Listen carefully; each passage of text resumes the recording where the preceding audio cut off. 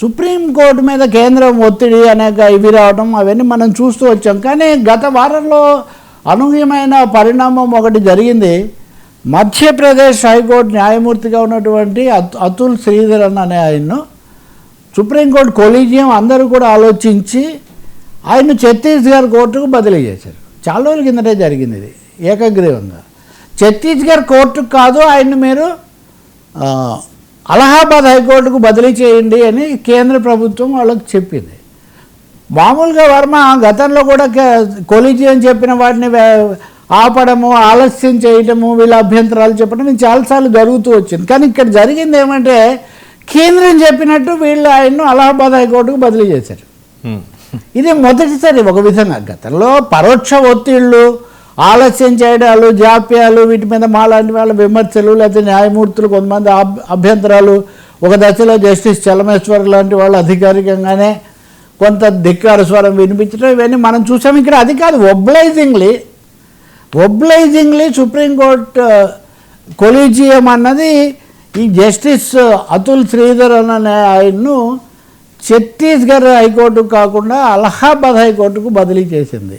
అంటే కేంద్రం యొక్క ఒత్తిడికి తలవొగ్గింది. మూడోది ఇది బహిరంగంగా జరిగింది. లీగల్ మ్యాగజైన్స్లో, లీగల్ వర్గాల్లో ఇది పెద్ద చర్చ అయింది.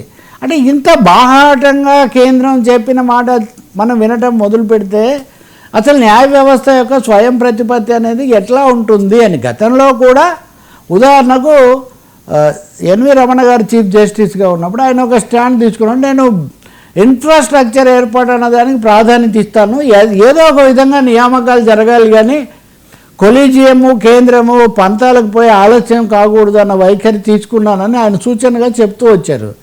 అది చెప్పారు, కొన్ని నియామకాలు ఎక్కువగానే జరిగాయి. కానీ ఇప్పుడు చాలా స్పష్టంగా వాళ్ళు అక్నాలెడ్జ్ చేసి మరి అంగీకరించి మరి ఇంకొక చోటికి మార్చటం. అంటే ఇక్కడ ఇంకొక అంశం కూడా నోట్ చేయాల్సింది ఏమంటే రేపు వచ్చే నెలలో దిగిపోతారు బిఆర్ గవాయ్, ప్రస్తుత సిజేఐ గవాయ్ వచ్చే నెలలో దిగిపోతారు.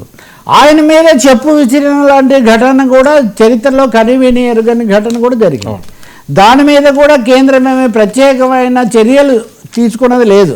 ఆ కేసు కూడా విచారణకు వస్తుందా లేదా తెలీదు. కాబట్టి ఇలాంటి పరిస్థితుల్లో ఇది అయితే శ్రేయస్కరం కాదు. న్యాయ వ్యవస్థ స్వయం ప్రతిపత్తి ఉండాలి, వాళ్ళు కూడా సామాజిక కోణంలో వ్యవహరించాలన్నది అది నిజమే. కానీ జడ్జీలను ఎక్కడికి బదిలీ చేయాలో ఇప్పుడు మనం మీడియాలోనే ఉదాహరణకు స్వేచ్ఛ ఉండాలి అని చెప్తున్నాం. అట్లాంటిది అత్యున్నత న్యాయస్థానం కొలీజియంకి అలా చెప్తే కనుక హైకోర్టుల మీద ఇప్పటికే చాలా విమర్శలు ఉన్నాయి. మీరు చూశారు కదా, ఆంధ్రప్రదేశ్ హైకోర్టుగా కనీసం 4 గతంలో బదిలీ అయిన వాళ్ళు 3 దాకా తిరిగి వచ్చారు.